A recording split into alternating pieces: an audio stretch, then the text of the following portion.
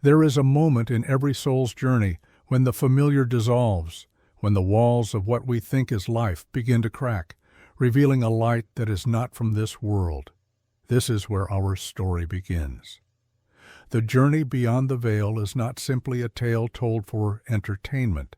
It is a map, woven in whispers and shadows, a passage that dares to carry you from the known into the unimaginable. If you stay with me until the very end of this telling, you will not walk away the same. You will feel the pulse of something older than time itself, breathing in the spaces between my words. And if you have not yet subscribed to this channel, I invite you to do so now, because what you are about to hear is only one thread in a tapestry of awakenings we explore together. Picture the veil as a thin mist lying between you and the true nature of existence. On one side is the life you know, your habits, your history, your predictable cycles of work, sleep, joy, and sorrow. On the other side, well, that is the mystery. That is where the laws you think you know are rewritten in symbols, where the horizon bends, and where the definition of you is no longer fixed. The veil is not some external curtain draped across the cosmos. It is the invisible skin between your perception and reality itself. To journey beyond it is to turn the key in a lock you did not know it was there, and to discover that you have been both the prisoner and the jailer all along. The story you are about to hear follows a nameless wanderer who awakens one morning with a strange weight in the air, as though the day itself has been holding its breath. The sound of the ordinary, the hum of the world, seems different, as if something beneath it is trying to speak. It begins subtly, a faint glimmer in the corner of the eye, the sensation that the wind is watching, that shadows are stretching just slightly in the wrong direction. But soon the wanderer realizes these are not tricks of the mind. They are invitations. In many ways, we all live as this wanderer. We go about our routines, brushing up against small anomalies we dismiss, the dream that feels more real than waking, the stranger's words that pierce straight into our unspoken thoughts, the sudden déjà vu that seems to fold time back on itself. These are cracks in the veil. The difference between those who remain asleep and those who awaken is whether they dare to step through. But stepping through is not as simple as walking across a threshold. The veil resists. It is woven from the dense fabric of your own beliefs, your fears, your unquestioned assumptions about the nature of self and world. It is everything you hold on to as true without ever having touched its roots. To push through it, you must loosen your grip on what you think you are. You must accept that every definition you've built could dissolve like mist under a rising sun, and this is where most turn back, preferring the comfort of the known to the naked light of what is. In the journey beyond the veil, the wanderer faces a series of landscapes that are not places in the traditional sense, but states of being, echoing realms that mirror back the deepest corners of the soul. In one, they find themselves standing before a vast ocean of mirrors, each reflecting not their face, but a different version of their life, 1,000 paths they could have taken. In another, they enter a garden where every tree bears a fruit that contains a memory they had long forgotten, some sweet, some bitter, some so raw they can barely hold it in their hands. Each realm offers a piece of the puzzle, but each also asks a question in return. Who are you without the story you've told yourself? This story is both myth and mirror. The veil is not a fixed barrier to be conquered once and for all. It is a living boundary, a skin that grows with you. Beyond it are not just otherworldly visions, but the very architecture of your consciousness, the sacred code that shapes your reality from the inside out.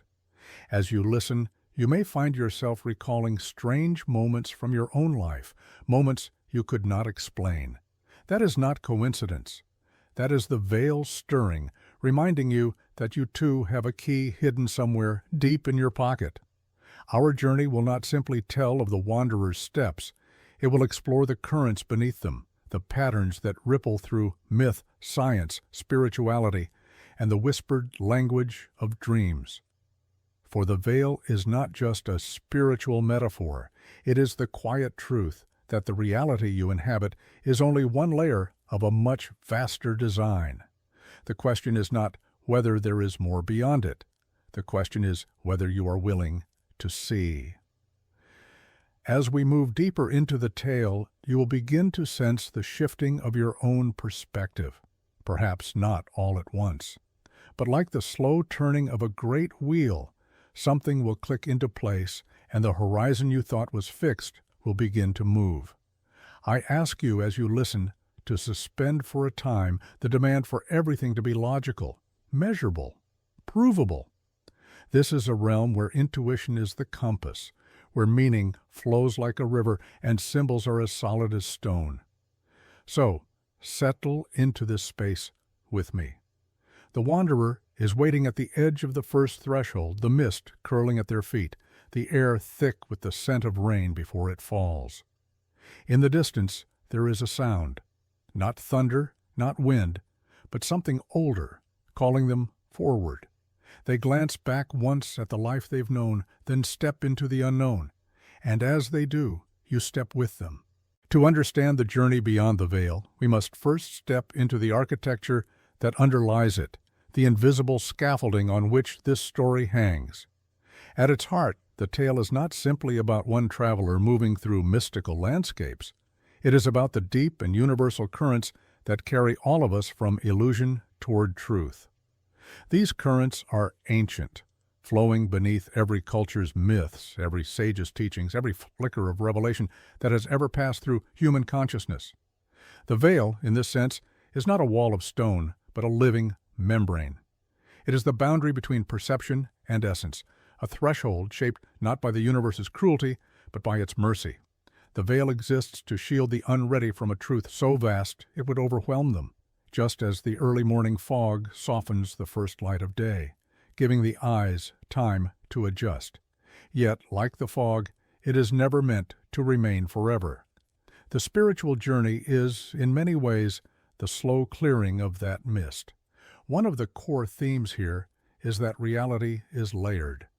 The life you see, touch, and name is but the outermost skin of a much deeper organism.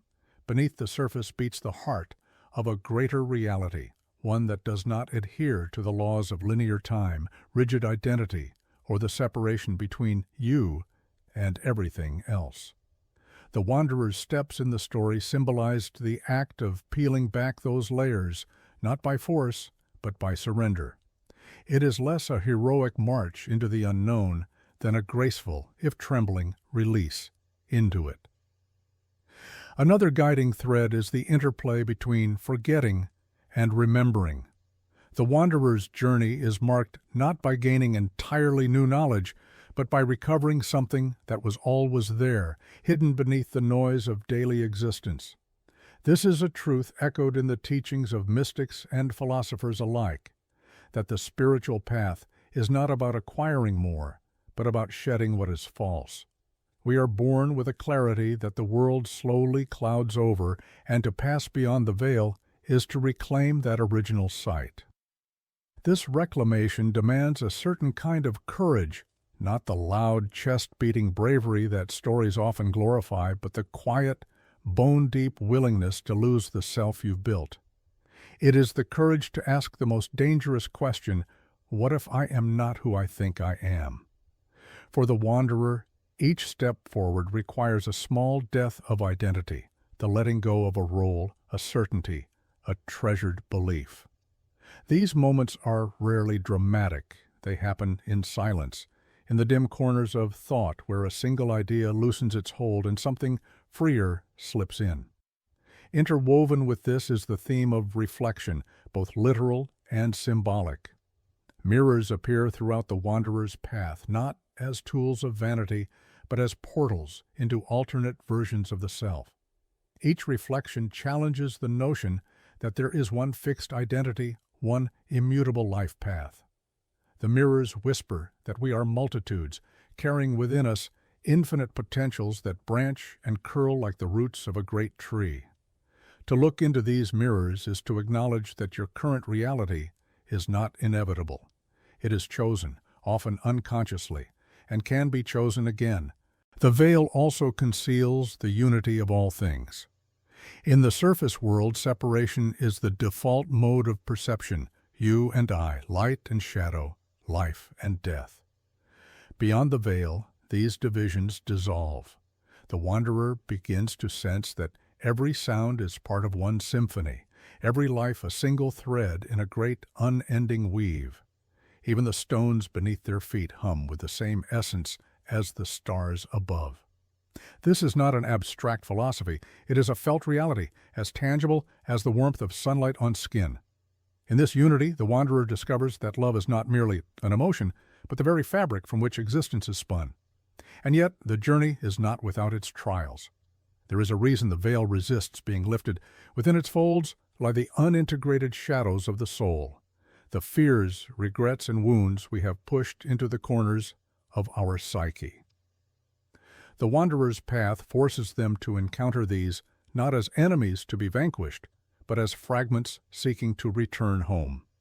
This is perhaps one of the most profound themes of the story, that the shadows we flee from are often the guardians of our greatest light. Even the landscapes beyond the veil are not simply exotic scenery, they are living metaphors for inner states. The ocean of mirrors reflects the multiplicity of self. The garden of forgotten fruits is the storehouse of neglected truths and buried memories. The shifting staircases, which sometimes rise into the clouds and sometimes vanish into mist, embody the unpredictable nature of spiritual progress. How one moment can bring clarity and the next confusion, and yet both are necessary to the whole. The wanderer's journey also asks a question of time itself. On the far side of the veil, events do not unfold in a straight line. The wanderer sometimes meets an older version of themselves offering guidance, only to later realize they have become that figure, speaking to a younger self. This looping of time suggests that the journey is not a road with a beginning and an end, but a spiral, one in which every step contains the seed of every other. Ultimately, the core of the journey beyond the veil is the recognition that the universe is not something we move through, it is something we are woven into. To pass beyond the veil is not to leave one world for another, but to awaken to the fact that there has only ever been one world, endlessly layered and endlessly alive. It is the unveiling of the truth that the traveler and the path, the seeker and the sought, are the same. Stories are the soul's language. Facts may instruct the mind, but it is through symbols that truth slips past our defenses and embeds itself deep in the marrow. In the journey beyond the veil, each scene the wanderer encounters is more than a location. It is an allegory, a living parable designed to speak directly to the quiet places within us that words alone cannot reach. To walk through this story is to wander into a dream where every object is a mirror, every voice a messenger, and every step a question. The first of these symbolic encounters occurs in the ocean of mirrors. Imagine a boundless shoreline where the sand is soft as ash and the water is made entirely of glass. Each wave rises, not with foam, but with shimmering reflections, countless versions of the wanderer stepping toward them from within the mirrored tide. In some, the wanderer is older, lines etched deep into their face, eyes carrying both sorrow and wisdom. In others, they are younger, untouched by certain griefs, still carrying dreams they abandoned long ago. These mirrored selves do not speak, but their gazes are heavy with recognition, as though they remember lives the wanderer has forgotten. The ocean teaches without a single word that identity is not a singular thread, but a tapestry woven from countless possibilities. Every choice the wanderer has made or avoided has birthed a different path, and each path still exists somewhere beyond the veil. This realization unsettles the wanderer at first. The comfort of believing in one fixed self begins to dissolve, replaced by the vertigo of infinite versions. But as they stand longer at the water's edge, a new thought takes root. If reality is so malleable, then perhaps they are not merely a traveler along the path, they are also its architect. The next realm is the Garden of Forgotten Fruits. Here, towering trees stretch their arms toward an indigo sky, their branches heavy with strange, luminous fruit. Each one glows faintly, as if lit from within, and each carries a scent that stirs an emotion so sharp it aches. When the wanderer bites into a golden pear, they are flooded with a memory of a promise once made but never kept. A crimson apple brings the sound of a childhood laugh they had not heard in decades. A pale blue pomegranate opens into the sight of a long-forgotten sunrise, standing barefoot in dew-soaked grass. The garden's lesson is bittersweet, that our lives are filled with moments we have discarded or buried, not because they lacked value, but because we feared their weight. Every memory here is a seed of truth, and every fruit is a part of the wanderer's wholeness. To leave the garden, the wanderer must gather some of these fruits and carry them forward, not as burdens, but as nourishment for the path ahead. From the garden, the wanderer ascends to the bridge of unfinished words. It stretches over a vast abyss where no bottom can be seen. The bridge is made of thousands of pages, each bearing words that trail off mid-sentence. Some are love letters never sent. Others are stories abandoned before their endings. Still others are conversations that ended too soon, silences that grew between friends or lovers until they became walls. As the wanderer walks, the bridge trembles, as though these unsaid things weigh heavier than stone. Crossing this bridge requires the wanderer to speak into the void, giving voice to the unfinished, to whisper apologies, confessions, and truths that never found their way into the world. With each spoken word, a page solidifies beneath their feet, and the bridge grows more stable. In this way, the wanderer learns that the unspoken has its own gravity, and that healing often requires returning to the sentences we left suspended in the air. Then comes the Hall of Echoes, a vast circular chamber with walls of polished stone. Every sound the wanderer makes is repeated back, not immediately, but after a pause, altered in subtle ways. When they call out in fear, the echo returns as anger. When they whisper in sorrow, the echo returns as compassion. It is here that the wanderer understands. The universe does not mirror back exactly what we give it. It reflects our offerings through the lens of growth. The Hall of Echoes reveals that even our pain is transformed in the hands of something greater. The final symbolic encounter before the veil's deepest threshold is the staircase of returning. This staircase spirals upward into clouds, but when the wanderer climbs, they find themselves stepping back into scenes from their own life. They see the day they first felt truly alone, the moment they made a choice out of fear instead of love, the instant they let a precious opportunity pass because they doubted their worth. Each time the wanderer is given a chance, not to change the past, for that is fixed, but to change the way they hold it. With every step, shame softens, regret loosens, and the weight of years becomes lighter. The staircase teaches that liberation does not come from rewriting our history, but from learning to carry it differently. These symbols are not mere ornaments in the story, they are keys. Each one unlocks a door inside the wanderer, and each door opens onto the same truth, that the veil is woven as much from our own unexamined life as it is from any cosmic mystery. Beyond the veil is not just another world, it is the fuller version of this one, seen without the distortions of fear, forgetting, and false identity. The wanderer's steps beyond the veil may seem like a dream, a story wrapped in the mist of metaphor, but every symbol they encounter has roots that reach back into the soil of our own daily lives. If this journey were only a vision, it would fade with the closing of the eyes. But the veil's great secret is that it is not out there at all. It is woven into the way we wake each morning, speak to others, make decisions, and perceive ourselves. What the wanderer learns in mirrored oceans and fruit-laden gardens is available to us in the grocery store, in the middle of a conversation, even in the quiet moments when we sit alone with our thoughts. The ocean of mirrors, for example, speaks to how we often live as though there is only one version of our life available to us. We wake up believing that our choices are small and that change must be monumental to matter.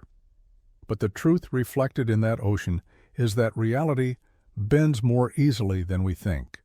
Every day is a mirror, offering us a slightly different version of ourselves, if only we dare to step into it. This can be as simple as choosing a kinder response in a tense moment, or as profound as leaving behind a life that no longer feels alive. The shift does not require magic. It requires willingness. The garden of forgotten fruits has its parallel in the way we store memories and experiences. How often do we push away feelings or recollections that we think will weigh us down, not realizing that they contain the nourishment we need for growth? A painful failure, once examined without judgment, becomes a teacher. A forgotten joy, once remembered, becomes a compass pointing toward what truly matters. Integration in the real world means walking back into our own gardens, collecting what we've left behind, and allowing it to feed our present journey. The bridge of unfinished words is perhaps the most tangible in its real-world application. So many of our relationships and personal stories remain suspended because we have left something unsaid. We avoid difficult conversations, convincing ourselves that silence will keep the peace, not realizing that silence often deepens the gap. In everyday life, crossing this bridge can be as small as telling someone you appreciate them or as brave as speaking a truth you've been afraid to voice. Each time we give completion to the unfinished, we strengthen the ground beneath our feet. The Hall of Echoes reminds us that life is a feedback loop, but not a direct one. What we put into the world returns to us, but it may come transformed, arriving in ways we do not immediately recognize. A kindness given to a stranger may return as an unexpected opportunity months later. A choice made in anger may return as a challenge that forces us to grow. Living with this awareness invites us to offer the world not just our raw impulses, but our considered, intentional energy, trusting that the universe will return it in a form that expands us.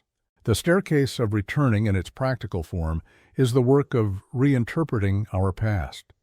Many people drag the weight of old mistakes, thinking liberation comes only if those events could be erased. But the staircase teaches that freedom comes from reframing, not rewriting those moments. This can look like forgiving yourself for a choice you made out of ignorance or honoring the resilience you gained from surviving a painful chapter. In the real world, climbing this staircase is a practice of gentle reinterpretation, where you look back not to relive, but to reclaim. What makes these symbols powerful is not their exoticness, but their relevance. They are not separate from the mundane world. They are the mundane world seen with a clearer lens. The veil does not lift all at once. It thins with each conscious act. When we choose awareness over autopilot, completion over avoidance, compassion over judgment, we are peeling back a layer. And each layer we remove reveals more of the underlying unity the wanderer glimpsed, that everything is connected, and that nothing in our lives is wasted. Integration also means learning to move between worlds. We may taste moments of clarity, those flashes when the veil feels almost transparent, but the demands of daily life will call us back. Bills must be paid, meals cooked, obligations met. The mistake many make is to see these two states, spiritual insight and practical living, as separate realms. The journey beyond the veil shows us they are not. The challenge is not to escape into the mystical, but to carry the mystical into the mundane, to bring the stillness of the ocean of mirrors into a heated meeting, to taste the sweetness of the garden's fruit while standing in line at the bank, to hear the wisdom of the Hall of Echoes when someone speaks words that sting.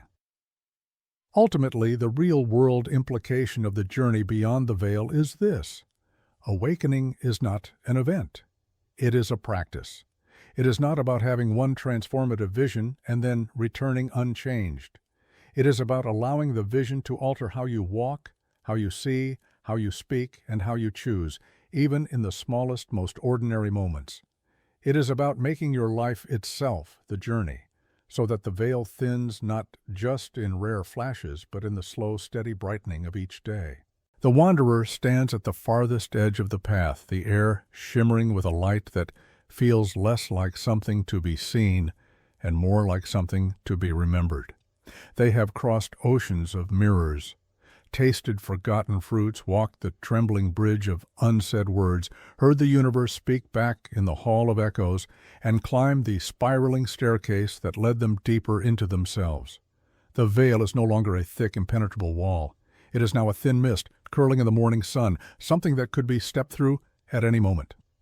Yet here's the final truth. Stepping through the veil is not an escape from life. It is a return to it. The wanderer sees with a clarity so deep it silences every question that the other side was never somewhere else.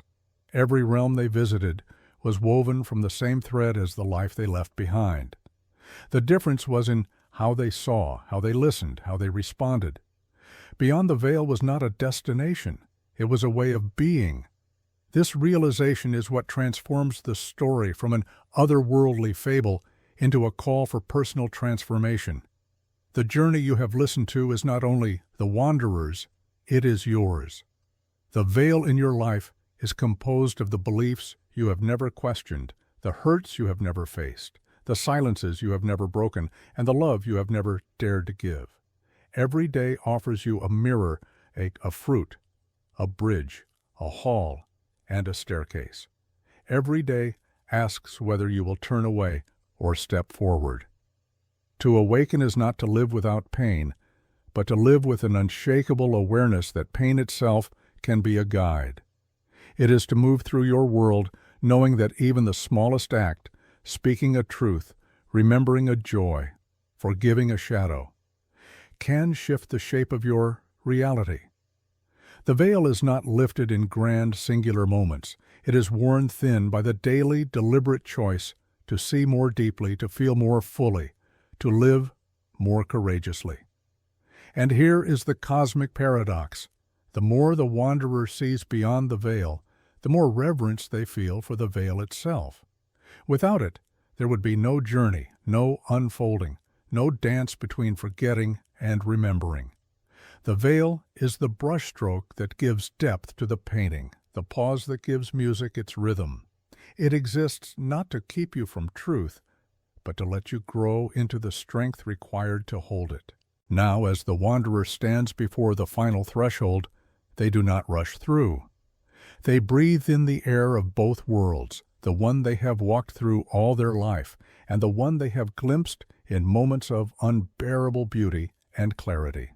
They realize there is no dividing line between them. The veil is already gone. It dissolved the moment they stopped resisting what was before them and began meeting it with open eyes. So the transformational call is this: do not wait for a perfect moment to step through. Do not wait for a sign so loud it drowns out your doubt. Begin now, in the very next breath, to live as though the veil is already thinning around you. Notice what you have been blind to. Speak what you have kept locked in your chest. Return to the gardens of your memory and gather what you have abandoned. Let the echoes teach you.